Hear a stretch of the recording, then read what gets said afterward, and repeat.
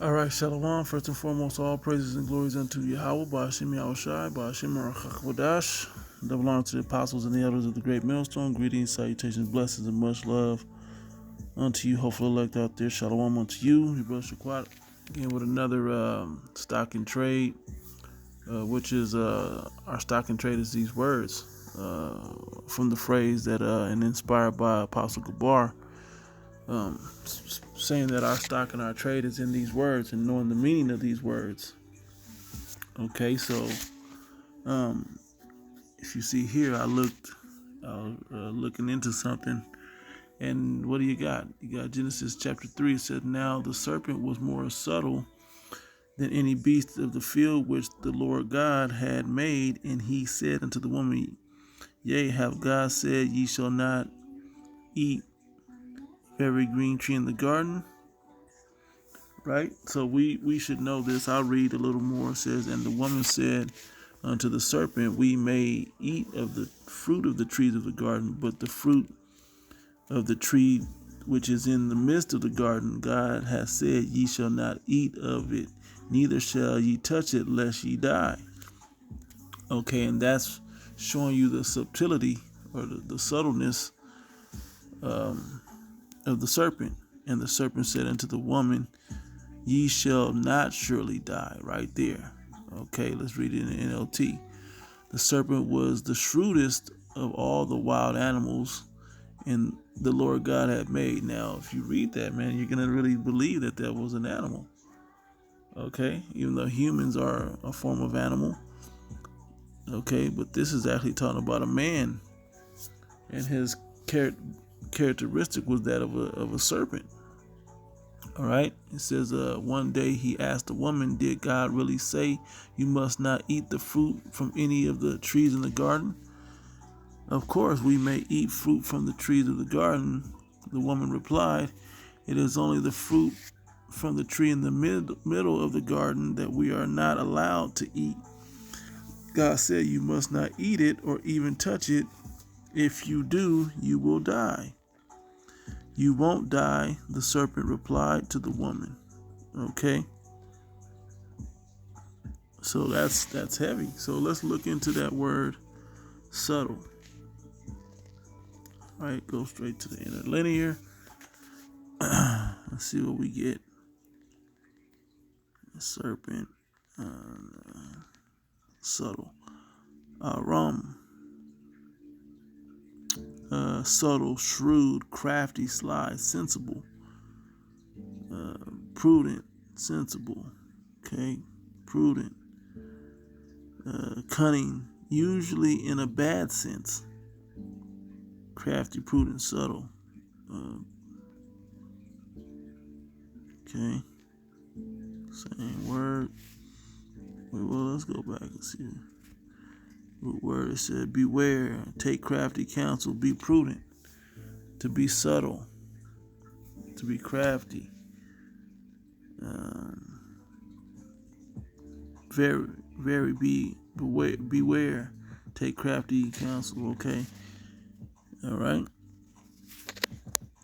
So it shows us these things. So let's go into the Google the definition of it. Subtle meaning, subtle. Okay, spelled two different ways: sly, artful, cunning. Some of the same words we saw when we looked up the word deceive and deception, deceivableness. Okay, obsolete form of. It's an obsolete form to spell it this way. Okay. Let's see. They don't give me anything else. Dictionary. Elusive. Subtle, wrong, cunning, sagacious, discerning, crafty. All right, so let's go back to Genesis. Verse 13, NLT, I read first. "Then the Lord God, Yahweh, asked the woman, What have you done?" The serpent is her reply. "The serpent deceived me," she replied. "That is why I ate it." Genesis 3:13 in the KJV, and the Lord God Yahweh said unto the woman, what is it that thou hast done? And the woman said, the serpent beguiled me, and I did eat. So let's see what that is. Because that's another word that comes up, right? Beguiled, when we looked at deception. Okay.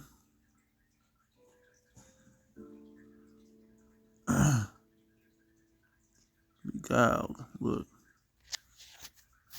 Beguiled. Nasha.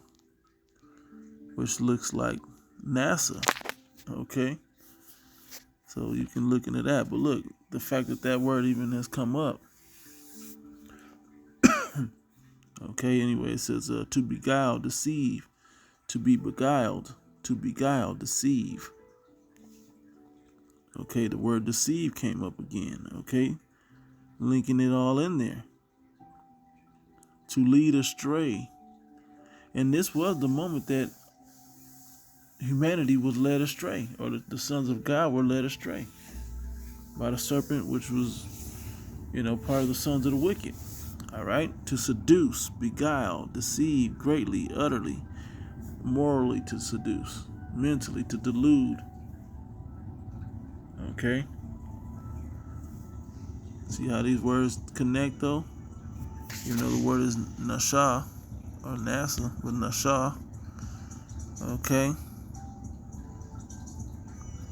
just shows you. All right.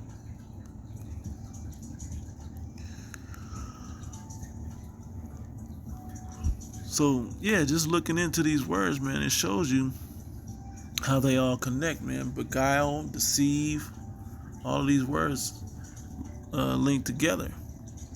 All right, subtle, cunning, sly, used in a negative sense.